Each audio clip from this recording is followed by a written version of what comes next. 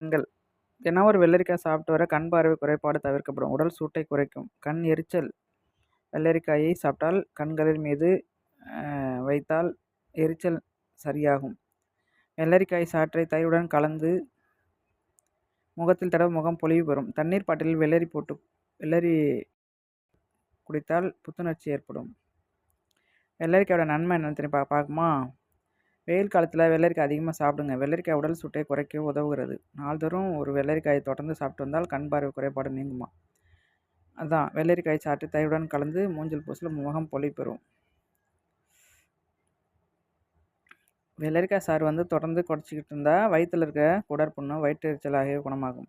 ரத்த அழுத்தத்தை கட்டுப்படுத்தி கொழுப்பை குறைக்கும் சக்தி வெள்ளரிக்காய்க்கு உண்டு. சிறுநீர் கழிக்கும் போது ஏற்படும் எரிச்சல், அதுக்கு ஒரு நாளைக்கு ஒரு வெள்ளரிக்காய் சாப்பிடுங்க. அதாவது தயிருடன் கலந்து சாப்பிட்டா இன்னும் நல்லது. நிவாரணம் உடனே கிடைக்கும். வெள்ளரிக்காயை பச்சையாக சாப்பிடுவதே நல்லது. அதாவது புத்துணர்ச்சி சுவாசம் அளிக்கும் வெள்ளரி. வாயின் மேல் பகுதியில் உள்ள வெள்ளரி விலையை வைப்பதன் மூலம் வாய் துர்நாற்றத்துக்கு காரணமாக பாக்டீரியாக்களை அழிக்கக்கூடும்.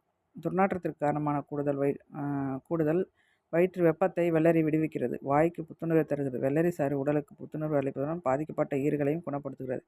இதனால தான் புத்துணர்வு சுவாசத்தை உணர்வீர்கள். வாயின் மேற்பகுதியில் வெள்ளரிக்காயை நம்ம இந்த அன்னத்தில் ஒட்டி வச்சோம்னா துர்நாற்றம் இருக்காதுன்னு சொல்கிறாங்க. வெள்ளரிக்காயோட நிறைய நன்மை இருக்குது. இந்த வெயில் காலத்துக்கு கண்டிப்பாக வெள்ளரிக்காய் தினமும் ஒன்று சாப்பிடுங்க. உடம்பு சூட்டை குறைக்கும். தினமும் ஒன்று சாப்பிடுங்க. தயிரில் போட்டு நல்லா கலந்து கொஞ்சம் லைட்டாக உப்பு போட்டு கலந்து சாப்பிட்டிங்கன்னா இன்னும் செம்ம டேஸ்ட்டாக இருக்கும்.